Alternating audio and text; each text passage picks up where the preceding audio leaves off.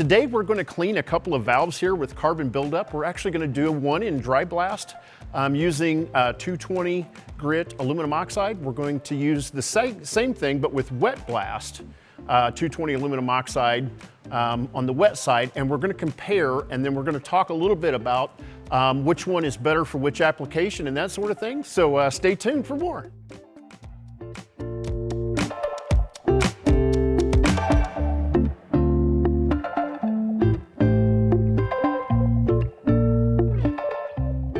Okay guys, so we just finished in the dry blast cabinet. As you can see, just kind of a comparison, the one that's not been touched versus the one that has. As you see, the dry blast does a very good job of removing the carbon in a very timely manner.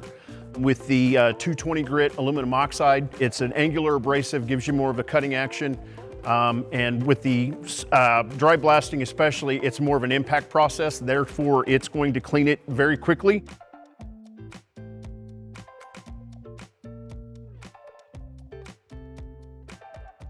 All right guys, so we finished blasting in the wet blast using the 220 aluminum oxide, and here's the dry side. So I actually, for comparison, we have on the right-hand side here, my right-hand side, we actually have the dry valve. On the left-hand side, we have what we use the wet blast.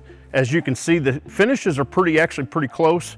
Both did a very good job. The dry probably removed it a little bit faster. The thing about the dry is you have to be a little bit more careful about things like hot spotting and warping and that sort of thing. Whereas with the water, with the vapor honing, the water cushions the impact and it cleans by flow versus clean by impact that you have in dry. So it's a little bit different process. Both achieve very similar results, just depending on which particular application. I'm partial personally to the vapor blasting myself because it's more forgiving, because you have the less worry of hot spotting, you don't have the dust in the air, you don't have to worry about getting bit by the machine and things like that. But both of them actually did a very nice job, as you can see. Okay guys, one thing I also wanted to mention was that we actually have free parts testing. You can actually send your parts in. We'll actually blast them on any of our machines, dry, wet, whichever you prefer. We'll share with you all of the details that we use. For example, which abrasives we use, which pressures, that sort of thing. Because we want you to have success. We want you to see what we're doing to get the results that we achieve. And that way it'll help you.